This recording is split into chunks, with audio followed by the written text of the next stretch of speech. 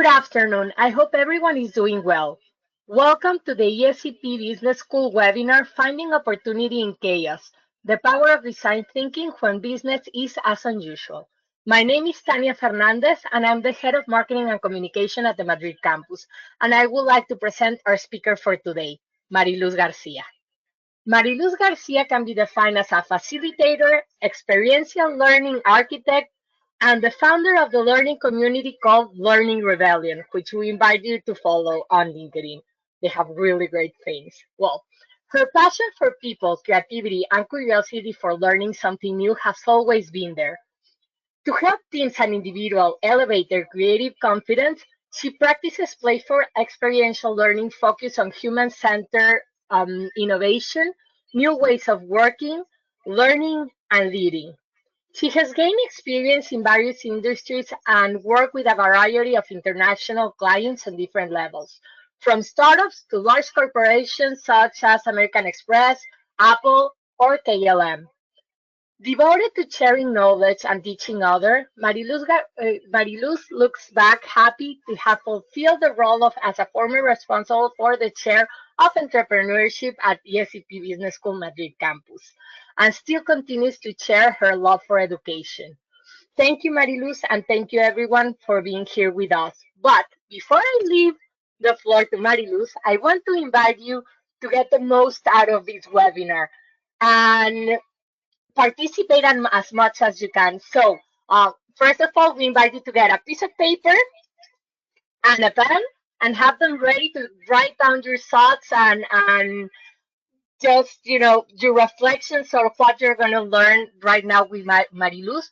We also invite you to post all of your questions on the question window, and Mariluz will be very happy to answer all of your questions at the end of the webinar. Thank you and enjoy the webinar. Gracias, Mariluz. Hi, Tanya. Thank you, and thank you all for joining. It's a pity I can't see your beautiful faces, but I will try to imagine your faces in front of me. Before we start the webinar, I would like you to get your phones and go to menti.com, so www.menti.com. And now I'm going to try to show my screen, and I hope everything you see is how do you feel about 2020. So once again, grab your phones and go to www.menti.com and then use the code 6891903. I repeat, 6891903. And since we are nearly reaching the end of the year, let's reflect on 2020. How do you feel about 2020?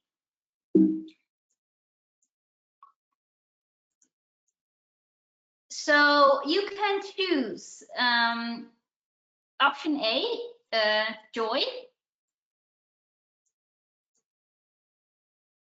Option B, surprise. Option C, anger. And the last option is fear. So you can vote now, and hopefully everyone feels encouraged to join, and I'm very curious what the answers will be. Okay, it seems that many people feel surprised about 2020. Some people have some fears or had some fears. Great. Okay, I will put a little bit of music on the background. And when the music is finished, you cannot vote anymore. So last option to vote. Okay, I think everyone voted. So interesting reflection. Many of you were surprised on 2020, and yes, what a year it has been. Thank you for your votes. Let's continue with the webinar. Let me see to put this in order. Okay. So welcome again to Finding Opportunity in Chaos, the power of design thinking when business is unusual. Finding opportunity in chaos we can approach on different levels, but today I want to focus on the design thinking method. So Tanya already introduced me. So my name, once again, is Mayluz Garcia. And with my experience applying design thinking, both in the corporate world and in the startup world, but also teaching design thinking, I hope to demystify design thinking, and that you can use it in your own benefit if you're not familiar with it. Of course, this is just a 1-hour webinar. So in case you have more questions that I can answer today, don't feel sad, because I'm also happy to answer your questions after this webinar. Just reach out to Tanya or me, and I'm happy to discuss it with you if I can help you in any matter in terms of design thinking. So perhaps you already know about design thinking. You know already what the power of design thinking is. Or perhaps you would like to express what you would like to know. You can use the chat function where you can type in what you think the power of design thinking is, or perhaps you want to express what you would like to know. Feel free to use the chat function. In the meantime, I'm going to continue the webinar because it's a topic that I'm very passionate about, and I know that in the end I can talk for hours. So I will continue, but please, the chat function is all yours. So we can, I think, all agree, after reflecting on 2020, the COVID situation took us all by the storm. Although many of us and people were aware about the situation when it started by the end of December in China, almost none of our governments internationally were not able to stop the spread of the virus in the first wave. And unfortunately, we are middle in the second wave.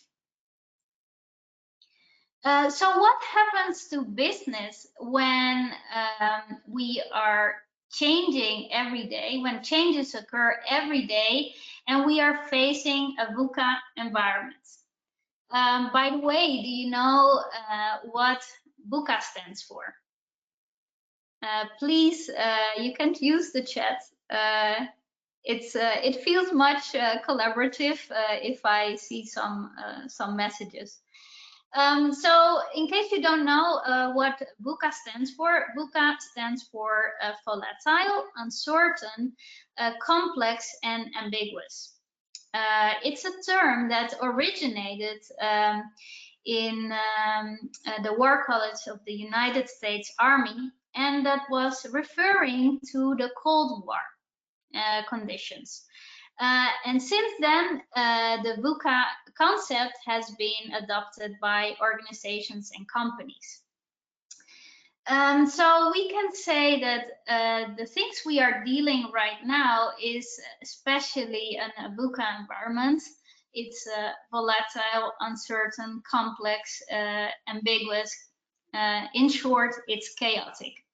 And I think we need to embrace that the VUCA environment is here to stay, and we need to learn how to deal with it. So what happens when we are dealing with wicked problems? Do you know anything about wicked problems? Do you know what a wicked problem is? Anyone? I think today we have a shy audience, but I will explain. It's fine. Wicked problem, as defined here, is a situation that is so difficult or impossible to solve because of incomplete, contradictory, and changing requirements that are often hard to recognize. It has different characteristics. You can name 8 characteristics which define a wicked problem. So, for example, it's difficult to define. There's a lot of interdependencies. And if you have a solution, another problem comes down. So there is, like, in comparison with normal problems, you have a problem and then there is a clear solution. But in terms of wicked problem, there is no clear solution. It's also complex on different levels. It involves changing behavior, and normal also tackles policy failure, etc. So if we take a look to 2020, what do you think this links to a wicked problem? We can say that the COVID situation is definitely a wicked problem. It's so complex on so many levels. The problem is so different for the health system, but it also tackles on a social level. So also on a legal aspect, if you think of the vaccine that comes right now, all the legal aspects and the safety measures, it's not easy. Even if we have the vaccine, the supposed ideal solution, it's not one clear solution, because also the vaccines have side effects, etc., etc. Then we can talk about logistics, distribution. So that's why we call it a wicked problem. So the COVID situation is definitely what we call a wicked problem. What do you think are other examples of wicked problems?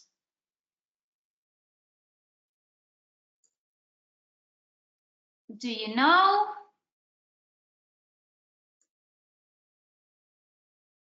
For example, terrorism could be a wicked problem, or climate change. So I hope you have a better understanding of what a wicked problem is. Yeah. Mariluz, sorry Yes. for interrupting. We have actually some insights on that. We have Gianluca telling us that one wicked problem could be hazard events. Anna is telling us about global warming. Gianluca also about tsunami. That's great. I hear there are familiar people on this chat. Why don't I see it? Because I see On the question box, not on the chat box. that's why. Okay, that's why. Yeah. Sorry for interrupting, guys, but yeah. Actually, I don't mind if you want to interrupt me Yeah. to keep it interactive. So I think it's great if you Perfect. interrupt me, because for now, I don't see the old questions appear in the webinar. Is that correct? Yeah, well, you should be able to see them on the question box, but still, I'm going to read what else is coming up about wicked problems. We also have Gabriela telling us, not really know, but in this VUCA environment could be any issue facing humanity right now. Or Okay. Julia, for example, says about supply chain distribution being also one of the wicked problems. Yes, exactly. Great contribution, and thank you for participating. It's very strange. I push on the questions item, but I don't see anything. So please, Tanya, I would be more than happy that you interrupt me when you think it's convenient. And otherwise, we can leave also Perfect. at the end the questions. So I will continue with the presentation if that's fine with you as well, Tanya, and the rest. So you got exactly the essence of what a wicked problem is. But now, what design got to do with it? If we think of design, people think of aesthetics, of making things more beautiful, or to make it better at least. But actually, design is actually often referred to problem solving. That's why design thinking is the perfect antidote to deal with VUCA. And if you haven't got any information about design thinking as a method, I want to share with you a definition. There's not one definition, but this is the one I normally share with my audience, which I like. It's the essential ability to combine empathy, creativity, and rationality to meet user needs and drive business success. I could answer for, or I could talk about design thinking for long, but yeah, I cannot explain everything into detail. But if you want to know more, as I said in the beginning, feel free to reach out later. Okay, so the design thinking process is actually quite simple. You have only 5 phases, and as you can see here, it's quite a clear framework. You start with discovery.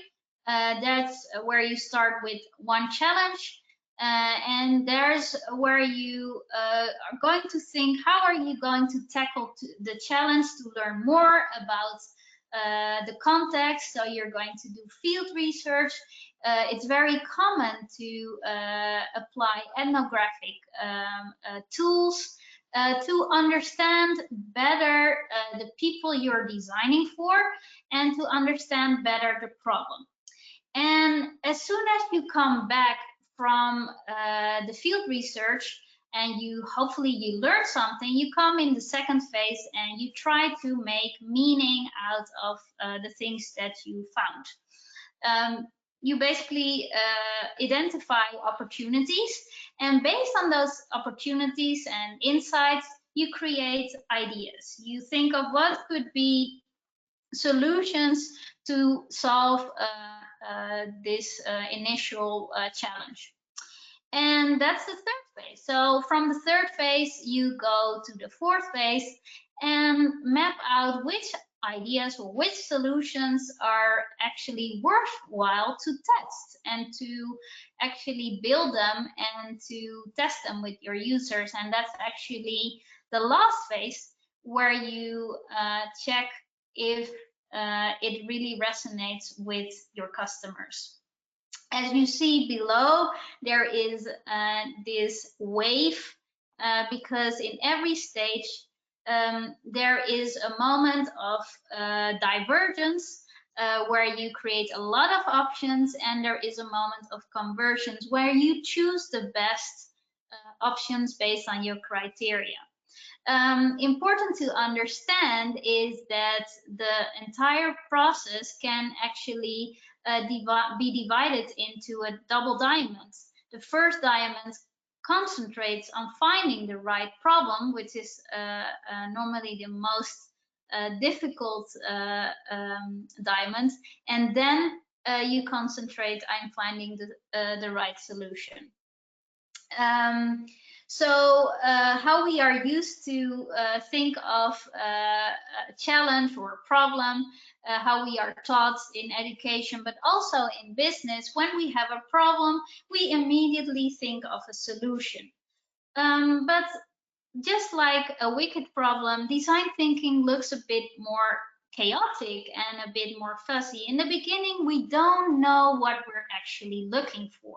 We know we have a problem, but we don't know what the solution is. So we are trying to see if we can identify patterns or themes. And when that's more clear, we come up with a possible prototype to test.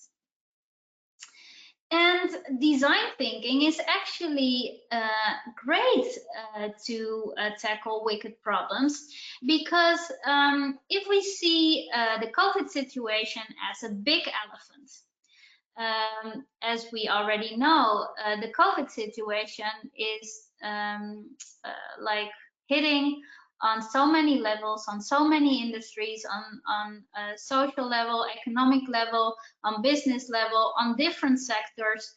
The problem for the healthcare system is not the same as the education system, and not the same for you as a small business, for example.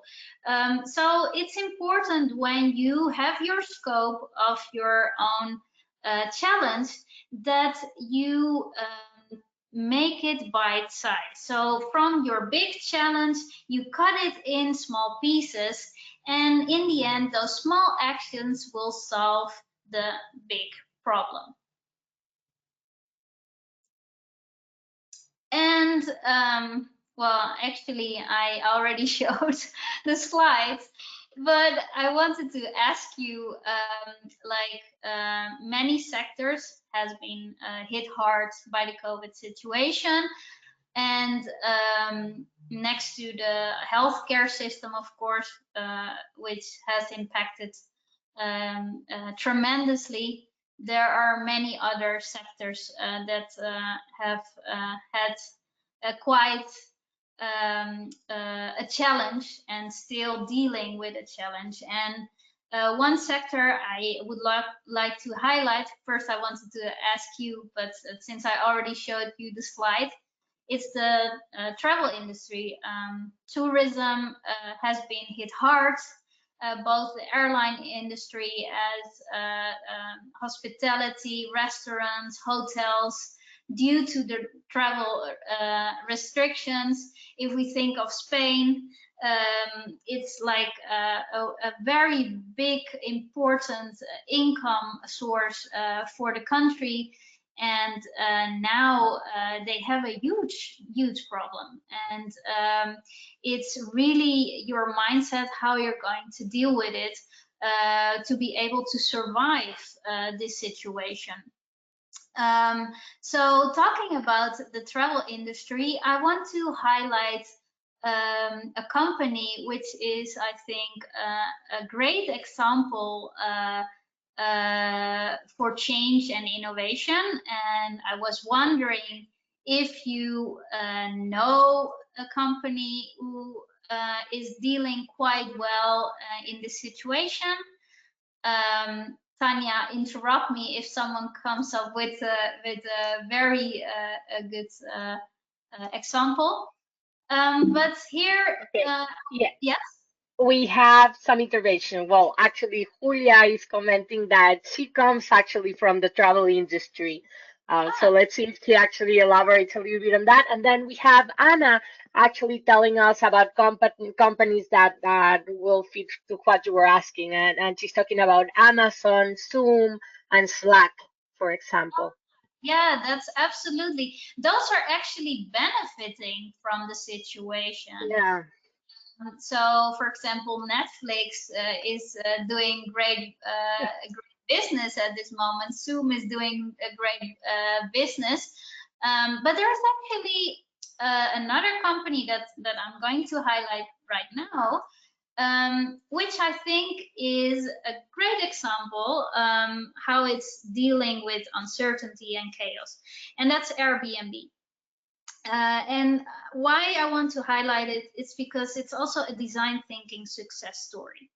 I'm not sure if you are aware how it all began, but it came to back to 2004 where Brian Chesky was assigned to work together with Joe Gebbia.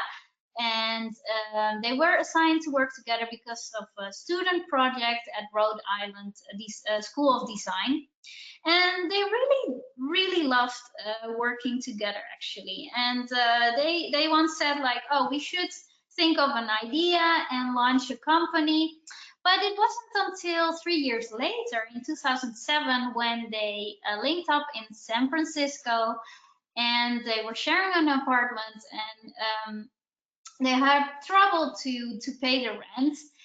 And then they saw at the same time there was this popular conference on design in San Francisco, and there was a huge demand for accommodation. So they decided to rent out their 3 airbeds, and that's how they came to earning $80 each. And after this initial success, they teamed up with Nathan Blecharski, and he was a recent graduate of Harvard School and a coder, and actually he helped by setting up a web or a service web website to be able to book the rooms. And the first launch of their website was called Breakfast of Airbed and Breakfast. And then later on, they changed it as we know it today as Airbnb. But this was actually their initial launch, and they got their first fundings. Actually, in 2009, they were on the verge of bankruptcy, and they were barely making 2,000 euros a week. And the founders were really like, hey, what's happening here? What can we do to actually make this better? So they went to investigation, and they decided, let's talk with our customers, and they decided to go to New York and spend time with the homeowners and some customers. And then they saw that in their ads in New York, the pictures weren't actually any good.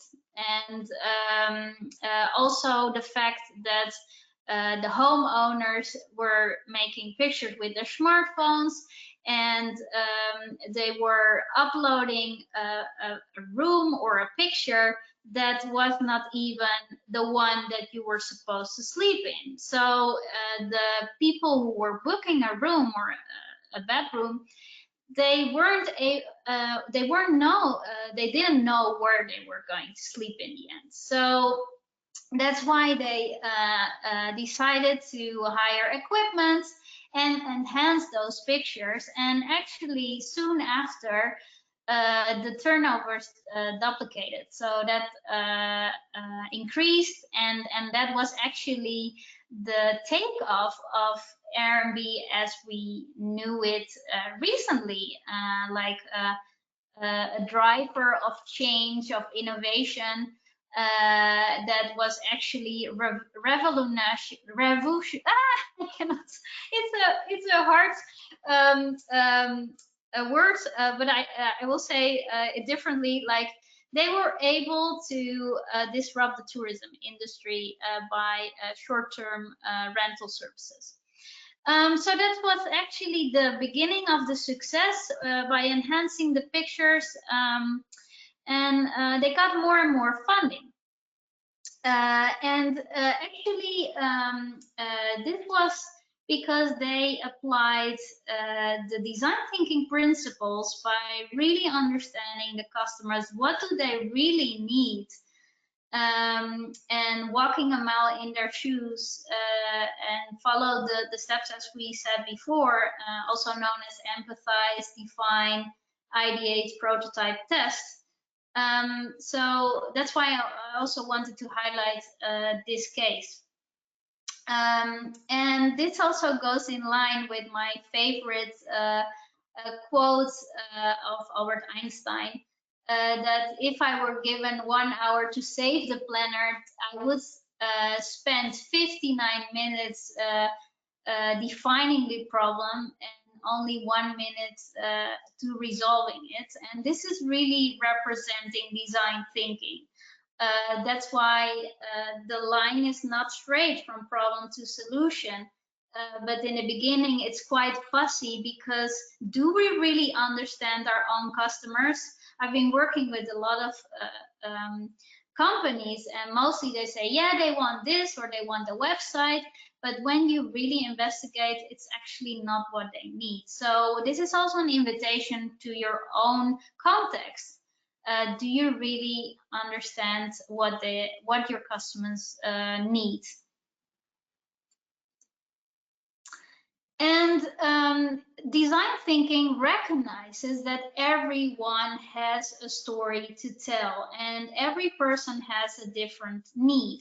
That doesn't mean that when you design a product or a service that you create a different product or service for everyone.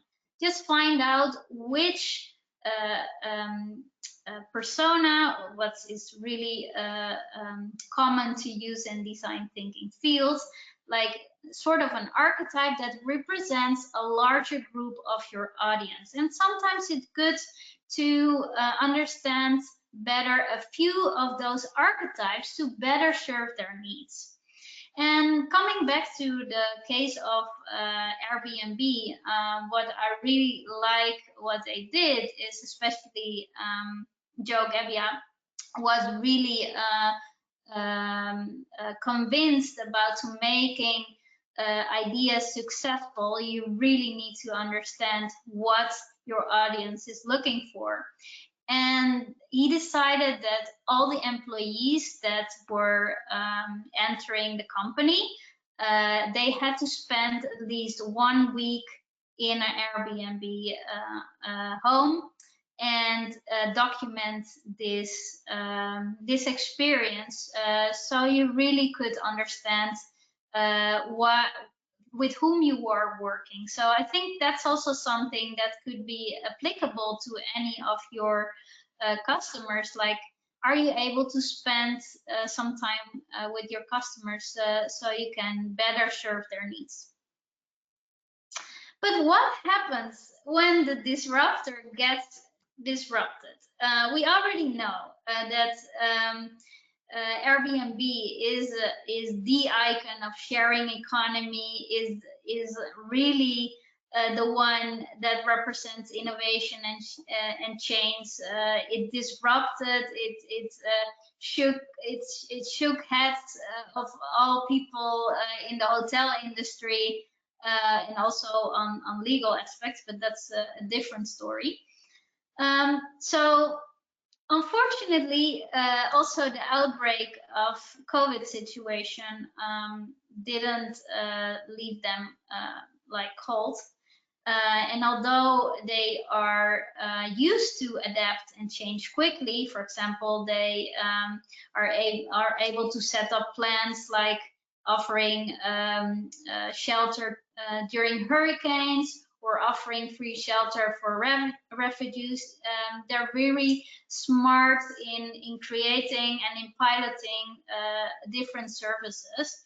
But also the outbreak of the COVID situation hit them hard. And instead of drowning in self-pity and licking their wounds, because they were also forced to take more strategic actions to make this company healthy again. So they had to also lay off employees, but they still were able to adapt quickly. And for example, what is nice to know is they saw a change because when a global crisis like this or a pandemic happens, you cannot expect that your customers have the same needs. I've been seeing so many people in my field really selling their services to companies like giving trainings. And I was really thinking like, yeah, but there is a mismatch because the companies have other problems right now to deal, and also B2C, the customer is on a different emotional level. They are mostly in fear, so it's not a sales season at this moment. So coming back to Airbnb tackling this wicked problem and how it impacted their business, they again started to investigate their customers, also using data analytics. And because people were spending a lot of time working from home, they were actually fed up of crowded cities, so there was a more demand of working on remote locations, and that's why they adapted a monthly stay services. They also offered online services like cooking at home, or things that has nothing to do with staying at a home. So that was actually going very well. And they also offered rental services to healthcare professionals that was needed in this situation. And yeah, it's also funny that today, well, that I didn't check the news today because I was preparing this webinar, but maybe you know already before I checked the news, is that today they went actually public. So they were going public on the Nasdaq stock exchange. So I think Airbnb is a great example of having an agile mindset, of adapting quickly to change, and yeah, fail forward to succeed sooner. So to be continued with this disruptor. So now for you, opportunity in chaos. I want to invite you to think for your own context, what is your opportunity in this situation? And it's not new that global crises have always steered innovation, and this is probably a most famous example, the light bulb. The light bulb also represents innovation. Thomas Edison came up with this the commercially successful light bulb. And this was actually also during worldwide economical downturn, and during the Long Depression, where he asked financial assistance of his father to set up his lab and machine shop. So please don't despair and take opportunities when things don't seem clear. So one thing that I recommend you to do is ask questions and keep asking those questions. So if you have, please take out your notebook or piece of paper, and I would like to guide you through some journaling questions. So if you think of your own business context, or maybe it's not business related but more personal related, what is changing? Try just 1 minute. We're not going to have time for in-depth, and I'm not able to go into detail, and I see we just have 20 minutes left. So think of how the needs and wants and expectations change of your customer, and what is the size of the change and duration of the change. Normally I like to use a 2x2 matrix to map out the different changes, and which one is more impactful than the other. So take a few seconds to think for your own business, and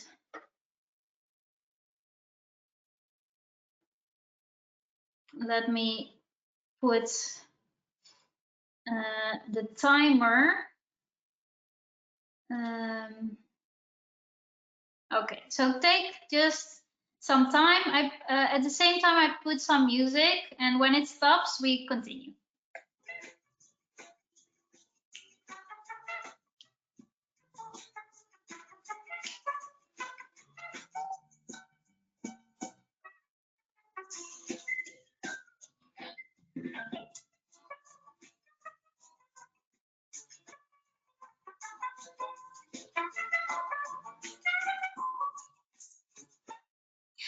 Okay, so at least jot down what you think. It's not needed to have the correct answer. You can come back to it later on, because I want to continue with sharing some tools to understand your customer better. As I said before, it's good to walk a mile in their shoe. Have you interviewed your customer, for example? Have you observed your customer? And a tool that is used in design thinking is the empathy map, where you think of what they think, you write down the timer, sorry, and you think of what they feel, what they hear, what they see, what they do, and what they say. Think also of what their objectives are in relation to your business. Think also what they would like to achieve, but also their pain points and their frustrations, because that's something that will give you insights to adapt your service according to what they really need. To create value, you really need to understand what they actually need. So adopt a beginner's mindset. Don't think like, I already know my customers, because you will be surprised that also this COVID situation led them flabbergasted, and that their needs change. So maybe they don't want to go to your hotel anymore, maybe just because of travel restrictions, but maybe also because of fear. So how can we adapt to the new situation? Okay, second question. What's the impact of those changes that you just wrote down? So translate those changes into impact statements. For example, customers delay purchases, and plot down what is the impact of each statement. Yeah, so I put again the music just for you to write down what you think.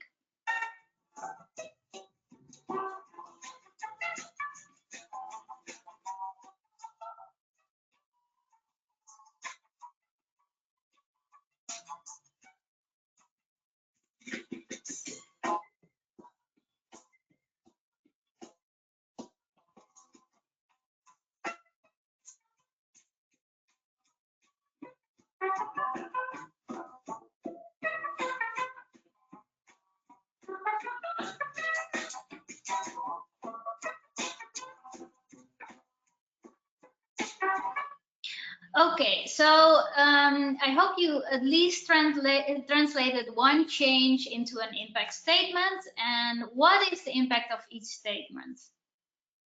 Then the next question is trying to understand the core problem. What must be done right now? What is really urgent? And if you identify that core problem, reframe that problem into a how might we challenge. So for example, how might we engage students online? For example, that could be a question. So take your time, just a few seconds to write down what you think.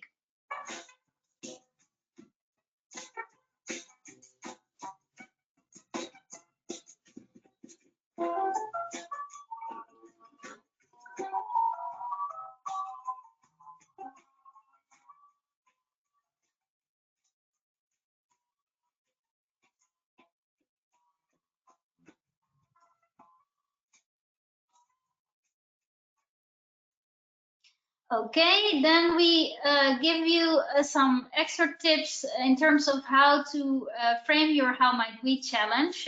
Make it broad enough so it allows you to discover areas of value. Because in the end, your How Might We challenge should be inspirational, but make it also narrow enough to make your topic manageable and always user driven, because in the end, design thinking is a human-centered approach. Then when you have done that, come up with as many possible solutions, and those ideas, try to plot them, which one are easy to implement and have a high impact on your business. Because maybe you come up with this great idea, but you don't have the technology, or it's very expensive. What can you do as from tomorrow? Think of the case of Airbnb. Their solution of going to New York to enhance the pictures and take pictures wasn't scalable and wasn't so technical. So think for your own context, what idea could be easy to implement and have a high impact on your business, and what is the easiest way to build it. So I will continue with this because it supports this question. Everyone knows, or probably most of us is familiar, that medicines are tested on mice. And why you can be against it or pro, but it's actually a very cheap way to test the medicine. And if you think of how long it takes to grow a human or how long it takes to grow a mouse. So what is your mouse model for your possible solution, and to experiment it? And then what is the idea about? So describe how your solution solves the problem and determine the key points to communicate, remove the non-essential, and make the key points stand out.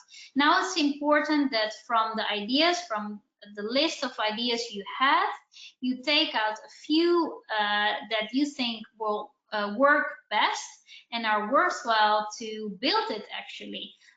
But in a way that is cheap to build and to actually get feedback as soon as possible. And that's why I think it's important to have a lean mindset. And that's why I want to highlight the quote of Eric Rice. Think of your solution. What could be the minimum viable product or service, which is a version of a new product or service, which allows your team to collect the maximum amount of validated learning about customers with the least effort. I'm going to check the time. It's 49, so I'm going a bit quickly. So we have at least a few more minutes for questions. For example, this is a crowdfunding, a Kickstarter website, and this is actually a great way not only to get funding, because some companies they don't need the money, but they just want to test their hypothesis and they want to test their value proposition. The same when you're thinking, oh, I want to open a new restaurant. What is an easier way to deploy a low-cost platform? So in this case, a food truck. There's where you can test the menu, the logo, the brand, even the location.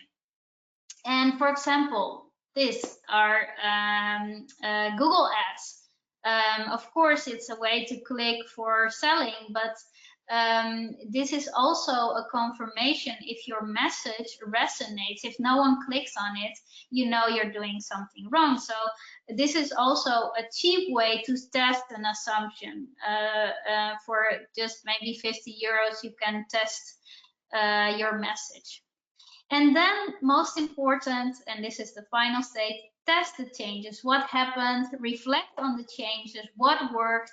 what didn't work, what have you learned. And this is where you test your experiments, your pilots, or your prototype with real users, and you collect as many possible feedback you can have.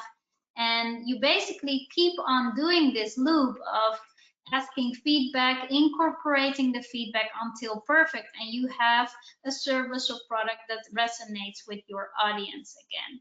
So at the end, I hope that you take these key takeaway lessons.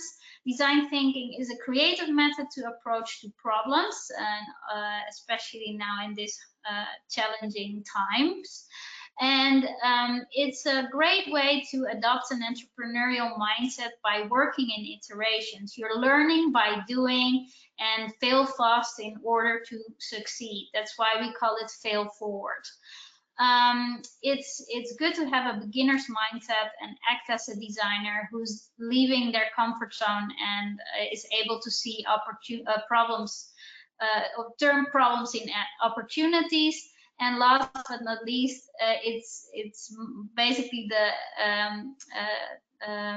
main essence of design thinking, like walk a mile in somebody's shoes, really become an innovator by really get to know how your customer changed during this period and how you can tweak your services so you can be back in business. So don't be afraid to change your plans quickly and regularly. And if you can manage to understand your customers' new expectations, you will be part of doing business tomorrow. Thanks for being active. And Tanya, please jump in for questions. I'm sorry I was not able to read them. And yeah, it's totally different experience when I don't see everyone. I know, I know. Yeah, sorry about that. This is an amazing, I think, platform, but I think that's the biggest setback to actually not be able to see everyone that is here and see their participation. But thank you, Marie Lucy. It was a great webinar. But before saying thanks or anything, please, everyone, if you have any questions that you want to address with Mariluz, now is also a time to continue writing them. I, I have to actually say sorry to Vinciana Lemoyne. He had a question actually related to VUCA, where he asked, does the term be related to complex system? I know it's a little bit late to ask it, but I prefer to take it back. Uh, Um, the original term originates from the War College of the United States Army that refer to the Cold War conditions. So those are extreme conditions where actually refer to the wicked problems, as said before. They're so complex and so extreme that when you solve one thing, there's another problem popping up. I hope that answers the question. But yeah, VUCA has this abbreviation for volatile, uncertain, complex, and ambiguous.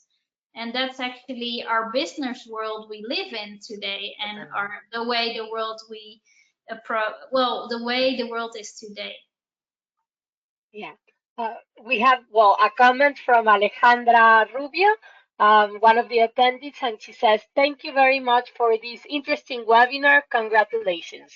So I also want to read the comments. It's always short, and I really like to interact with people, and I felt like a sort of handicap today. So they can always reach out to you or to me, and I'm happy to discuss their challenges and if I can share my knowledge. Of course. A ver, I think I have, there. No, you read that. I'm going over the questions, but I think we covered them. Well, then lining everything up to what we do on ESCP, for example, and you being well a professor, a mentor, yeah, a teacher for all of us. Um, what will be?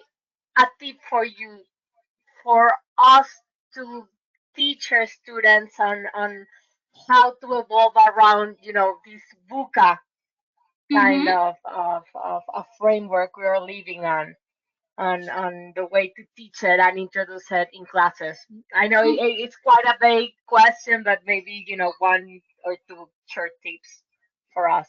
I think what is very important is don't be afraid to fail. It's actually part of the success. And especially in a business environment and in a business studies, we never, or at least in my time, we were never taught to embrace failure. And actually, in design thinking, we encourage to fail fast in order to succeed.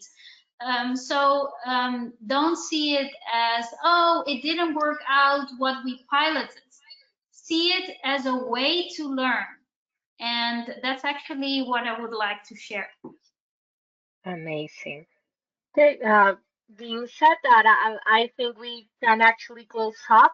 Okay. Um, Once again, Mariluz, thank you very much for your time and for introducing this amazing topic for all of us. I think, well, my biggest takeaway is it's actually, that adopt that beginner's kind of mindset that you said earlier. For me, I think it's something basic and it's something that it's there, but we sometimes forget about that when you're on a day-to-day basis and you just continue. I know how to do the things. Let's go for it. But yeah, I think it's great to actually have that kind of empathy, and of course embracing failure in order to learn and to grow and to actually don't see it as something bad, but as something where you can actually build on and continue growing. So thank you for actually reassuring us on that. Thank you You're very, very much. And thank you everyone for attending this webinar, and we hope to see you in future ESCP events. Yeah, And with thank you. the Learning Rebellion. Thank you, everyone. Thank you for joining and spending your valuable time with us. And yeah, check out ESCP's website for other interesting courses. And yeah, I hope to see you next time. Thank you, Tanya. Muchísimas gracias, Mariluz. Gracias a todos. Good Hasta luego. night. Hasta Adiós. luego.